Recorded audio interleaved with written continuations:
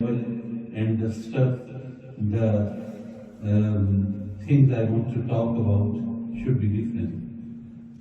I think students cannot understand me, and I have come from Pakistan, as Hafiz Saab told you, and English is an alien language for me, and I'm not very fluent in it, and it is very difficult to express yourself in a strange language.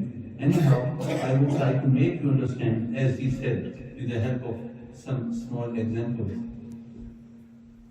You are, Alhamdulillah, bringing up these children, and you are very much interested in their training as well, not only education, but training, Taaleem and Tarbiyah. Actually, I think it is saying of Khalid Gibran. Khalid Gibran was not a Muslim, he was a Christian of Lebanon. But we are told by our Prophet that every word of wisdom is actually your heritage. You should get it from anywhere. Khalid Gibran says that some souls are like sponges. You cannot squeeze out of them except what they have sucked from you. So these children, they are like sponge. If you absorb water in a sponge, when you would squeeze, water would get out. If you absorb milk in it, when you would squeeze it, you would get milk. Likewise, everything. So these children are like sponge. What to give them? What to make them to absorb from you, you would get the same result. So we should present ourselves as an example in front of them. And I have experienced it by myself. Some of my old people, perhaps no one is there, Sivaye. Aapka isme kya naam hai? Hasnain sahab. That I used to chew very huge amount of pan earlier, some 30 years back.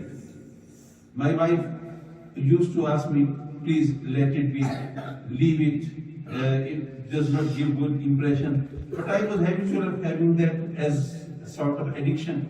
Anyhow, once my son, he was just 4 or 5 years of that age at that time, he came to me and I asked him to bring pan from my room. When he brought it, he said that, Baba, may I take one? I said, no, it is not for you, it is not a good thing to eat. So he bluntly said, then why you are eating it? Then I thought that if I don't want my son to become habitual of chewing pan, then that first of all, I would have to leave it. If I used to chew pan and I spit, it's peak, I don't know, it's a substitute of peak, anyhow. And I just think that I would prevent my son and he would abstain and remain apart from pan. It is not possible. Then I thought that if I want to set an example in front of him, so it is the most appropriate time to leave pan. Then I just decided and asked him that if I leave it, would you try to chew it and taste it? He said, no, if you are not going to take it, definitely I would leave it. Then, so I just presented an example. I recall another quotation of Khalid Gibran also. He says that education does not sow seeds in you. Education does not sow seeds in you, but it makes your seeds grow. Your qualities, innate faculties, what you have inside. If you get proper atmosphere and chance and training and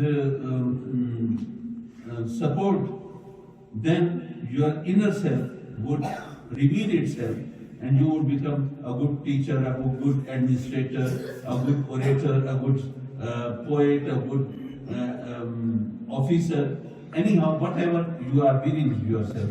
So education helps us to grow our faculties, and children come to madrasa or school for some hours.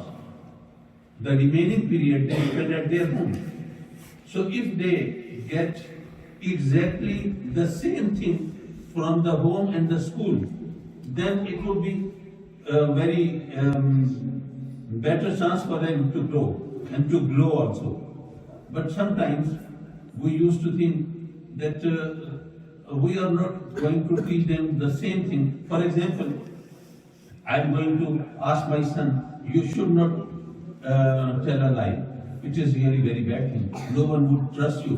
And Allah Ta'ala has said in the Holy Quran that on who tells a lie, Allah's ghanat is upon him. In the meanwhile, somebody comes and knocks at the door, and we used to say, go there and tell him whatever he is, that Baba is not at home. So what we are going to teach him and what we are going to train him, these are two things.